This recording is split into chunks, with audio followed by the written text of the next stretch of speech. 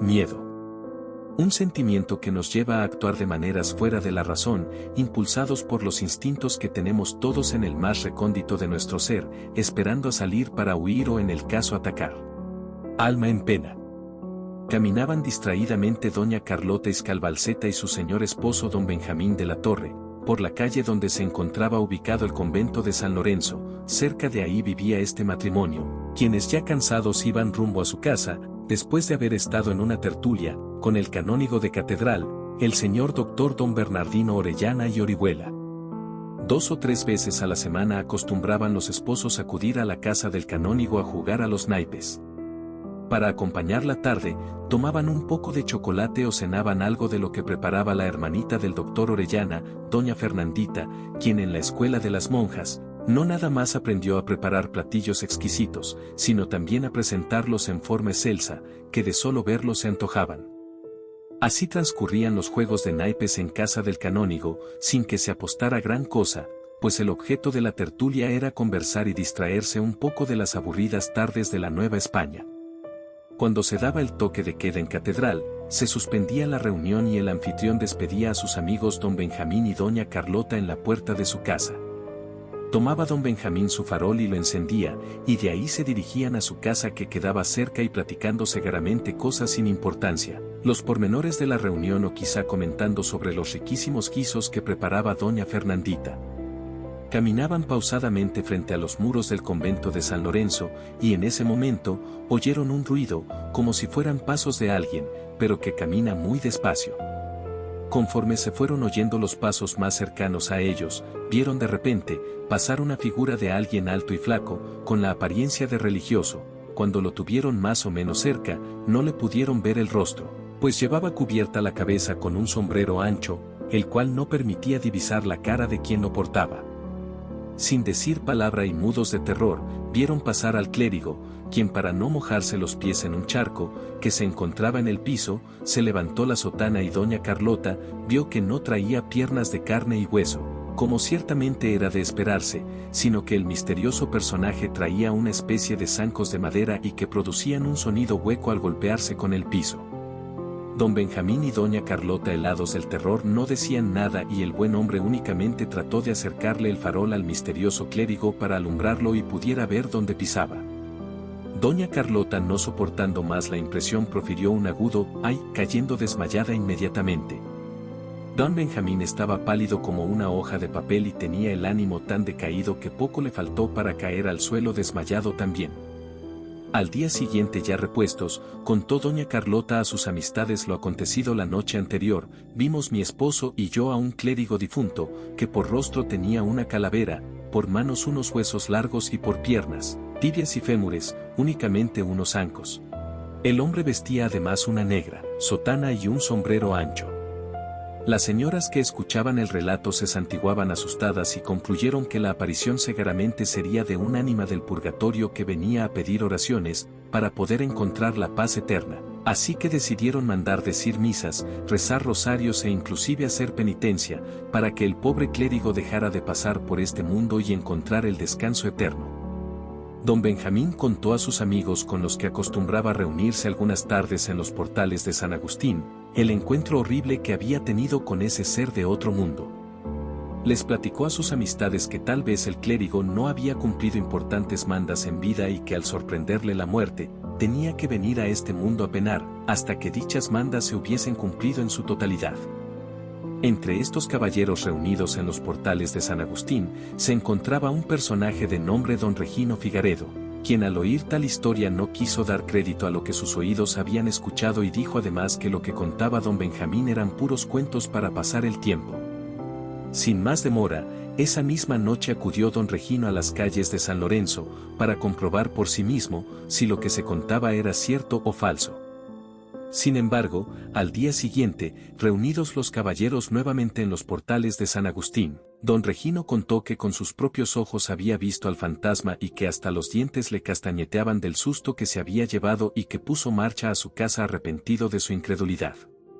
La noticia del fantasma que se aparecía en el convento de San Lorenzo, cundió por toda la Nueva España, no faltando los envalentonados que queriendo presumir iban en busca de este ser horripilante, pero a todos les pasó por igual, inclusive se habló de quienes perdieron hasta la vida por el susto. El canónigo de catedral quiso ponerle fin a este asunto y obligó a don Benjamín a acompañarlo, para poder ver por sus propios ojos al famoso aparecido. Se presentaron en la calle de San Lorenzo y oyeron los pasos del fantasma, que resonaban con ecos en la solitaria calle empedrada, y observaron también que al cruzar el charco de agua que se derramaba de la fuente del convento, apareció, levantó su sotana, dejando al descubierto las dos canillas que tenía por piernas. El señor canónigo rezó un exorcismo, además de arrojar agua y aceite benditos. No obstante, el fantasma se perdió en la niebla de la noche, oyéndose únicamente el resonar de los pasos. A don Benjamín le recorría un escalofrío por todo su cuerpo, únicamente alcanzaba a balbucear algunas oraciones, pues se encontraba mudo de terror. Existía en la Nueva España un famoso caballero, quien desconocía el temor a Dios y hasta del diablo se burlaba. Su nombre era don Tirso de Gamboa. Él determinó ir a cerciorarse de la verdad de este asunto, para sacar a la luz si este aparecido era de este mundo o del otro. Para envalentonarse se echó al cuerpo algunas copas de brandy español, y después de que se diera el toque de queda en la catedral, determinó trasladarse a San Lorenzo para enfrentarse al famoso ser de ultratumba. Oyó Gamboa los pasos del aparecido y le dio otro sorbo a la botella para cobrar más valor, y al pasar frente a él la silueta del fantasma, envuelto en su sotana, tomó su pistolete, lo amartilló y tiró del gatillo. Salió la bola de plomo, pero la aparición ya no se encontraba ahí, se había esfumado. A la siguiente noche se aprestó de nueva cuenta don Tirso de Gamboa, con otros hombres, a cerrarle el paso al fantasma. Desgraciadamente estuvieron horas aguardándolo, pero del aparecido ni su luz, y decía don Tirso a tono de burla: seguramente este fantasma se asustó con el pistoletazo de ayer y jamás lo volveremos a ver por acá. Sin embargo, el fantasma se siguió apareciendo, por lo que de ninguna manera se asustó con el pistoletazo de don Tirso.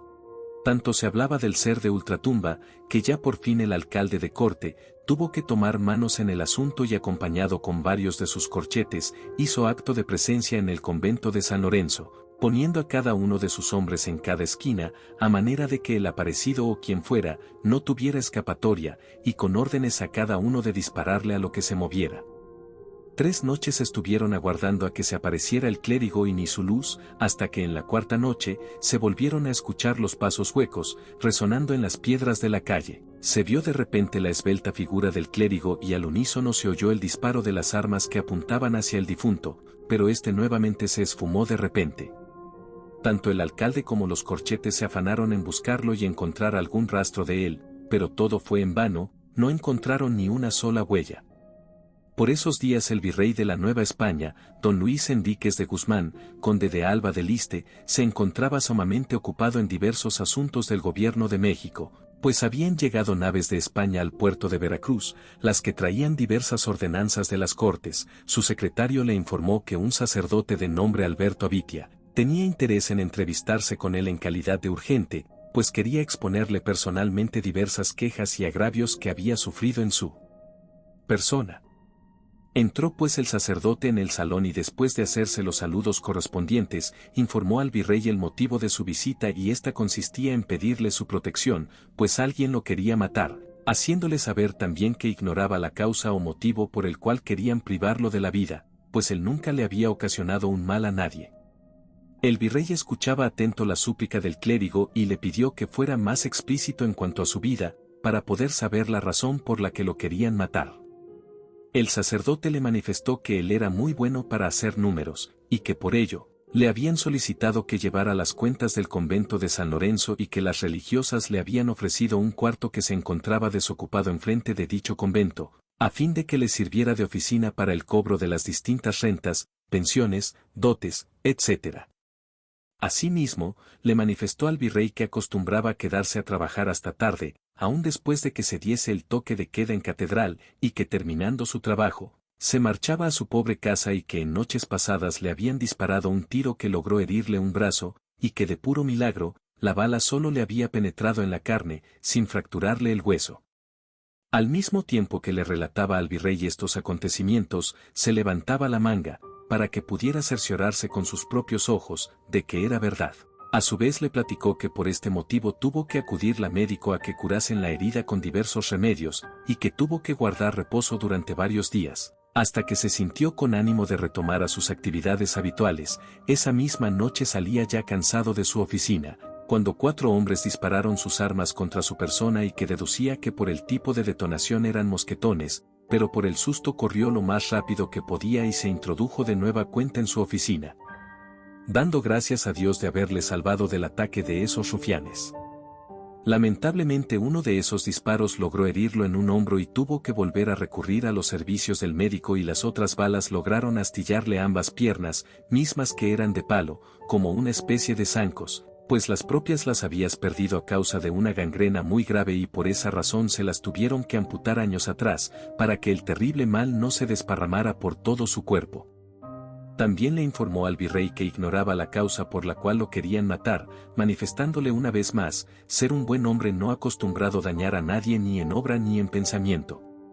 Este suceso, como otras cosas que salen fuera de nuestra comprensión, cosas que nuestro cerebro no logra comprender, y como los mitos el suceso se altera, se cambia, se vuelve algo totalmente nuevo, y de esa falta de comprensión llega el miedo, el pánico, aunque algunas cosas son tan simples como en esta historia. Benditos sean aquellos que aún en la oscuridad buscan la luz.